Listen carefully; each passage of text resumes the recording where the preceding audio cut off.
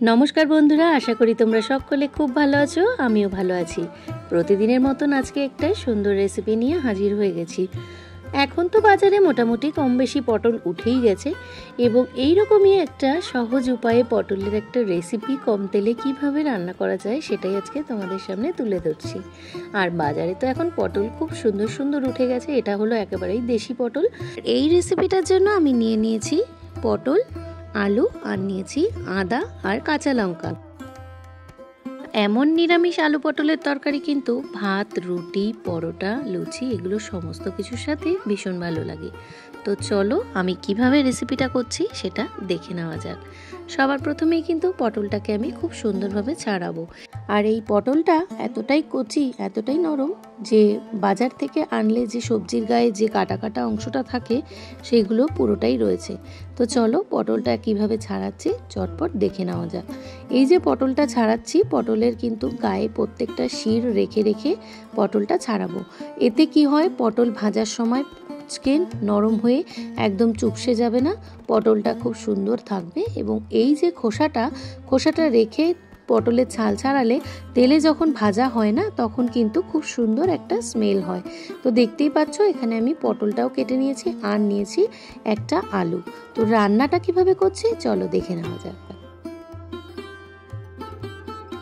সবার প্রথমে কড়াতে আমি তেল দিয়ে দিয়েছি। এখানে আমি 3 টেবিল স্পুন মতন তেল দিয়েছি। আর এখন আমি তেলটা গরম হয়ে যাওয়ার পরে আমি এখানে কিছু মশলা অ্যাড করব। তাতে আমি দিয়ে দিয়েছি একটা শুকনো লঙ্কা। কয়েক সেকেন্ড শুকনো লঙ্কাটা ভাজা হয়ে যাওয়ার পর আমি এখানে 1 চামচ মতন সাদা জিরে আর দিয়ে দেবো তেজপাতা এবং দিয়ে দেবো গোটা গরম মশলা। তাতে আছে একটি এলাচ, একটা দারচিনি। এই সমস্ত উপকরণগুলো কয়েক সেকেন্ড ভাজা হয়ে যাওয়ার পর আমি পটল আর আলুটা কিন্তু এই তেলের মধ্যে দিয়ে দেবো এবং ভাজার সময় দিয়ে দেবো সামান্য নুন। এইভাবে তোমরা কখনো পটলের তরকারি করে দেখো, সেটা খেতে কিন্তু ভীষণ সুস্বাদু হয়। আর এই রকম একটা পটলের রেসিপি যেটা আমি দেখাচ্ছি তাতে থাকবে একটা সিক্রেট মশলা, যেটাতে কিন্তু পটলের স্বাদ হবে একেবারেই কিন্তু অনুষ্ঠান বাড়ির মতন। ভীষণ সুস্বাদু হয় এই পটলের তরকারিটি। তো কয়েক সেকেন্ড ভাজা হয়ে যাওয়ার পর কিন্তু আমি একটা ঢাকা চাপা দিয়ে দেবো পটলটা সুন্দরভাবে নরম আর ভাজা হওয়ার জন্য। তো পটলটা দেখতেই পাচ্ছ খুব সুন্দরভাবে কিন্তু ভাজাও হয়ে গেছে। আর কড়াতে কিন্তু তেলটা দেখতে পাচ্ছ তো কতটা কমে পটলটা রান্না হচ্ছে। তো একেবারে কম তেলে অনুষ্ঠান বাড়ির মতন এই পটলের তরকারি তোমরা একবার অবশ্যই কিন্তু ট্রাই করে ফেলো।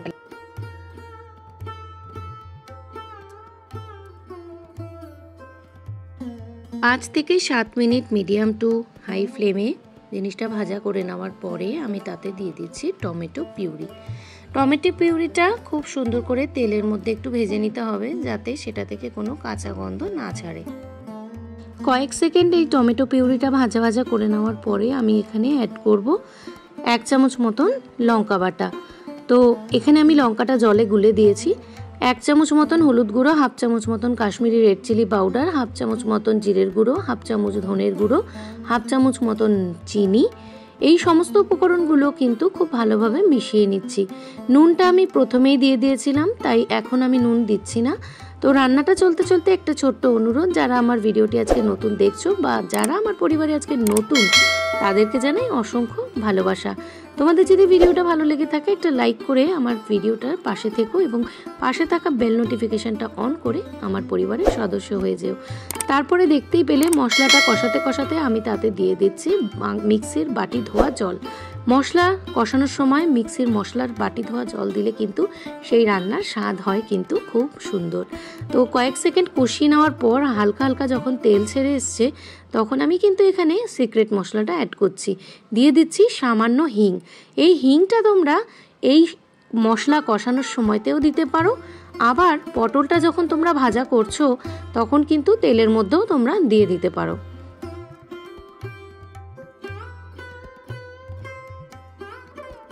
আমার এখানে পুরো মশলাটাই কষে গেছে। এবারে আমি এর মধ্যে আস্তে আস্তে সামান্য গরম জল অ্যাড করছি। তো রান্নাতে গরম জল দিলে তার স্বাদ তো সবসময়ের জন্যই খুব ভালো হয়। এবারে আমি গরম জলটা অ্যাড করে কিছুক্ষণের জন্য ঢাকা চাপা দিয়ে রেখে দেবো।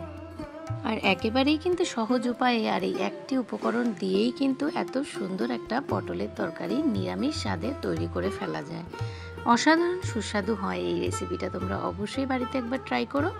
আর এখানে আমার পটলের যে কারিটা সেটা কিন্তু পুরোপুরি রেডি, আর পটলটা কিন্তু আমার এখানে পুরোপুরি সেদ্ধও হয়ে গেছে।